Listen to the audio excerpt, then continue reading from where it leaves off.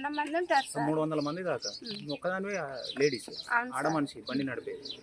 మళ్ళీ ఎట్లా అనిపిస్తుంది నీకు? సార్ మరి తప్పు పని అయితే కాదు కదా, ఏదో కష్టపడుతున్నాం, బతుకు కోసం కష్టపడుతున్నాం.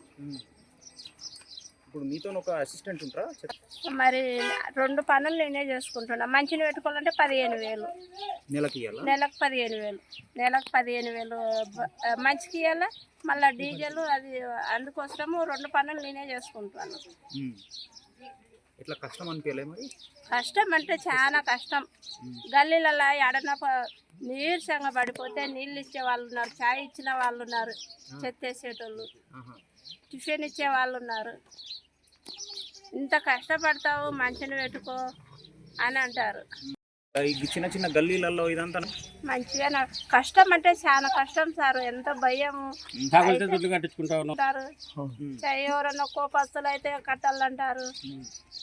కట్టించిండ్రా డబ్బులు? ఒకసారి కట్టించుకున్నారు సార్, కట్టించుకున్నారు ఒకసారి.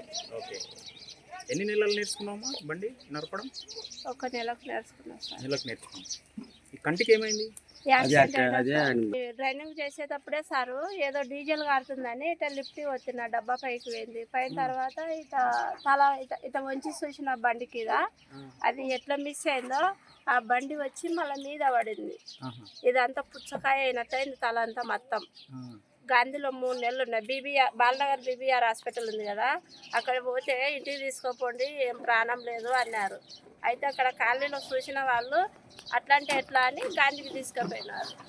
గాంధీలో 3 నెలలు ఉన్నా సార్. ఎన్ని సంవత్సరాలు అయింది యాక్సిడెంట్ అయ్యి? 3 సంవత్సరాలు అయింది సార్. ఇప్పుడు ఇది పూర్తిగా కనపడదా మీకు? కొంచెం కనపడదు. అయినా మరి ఈ బొక్కలన్నీ ఇరిగిపోయినాయి, నరాలు కట్ అయినాయి.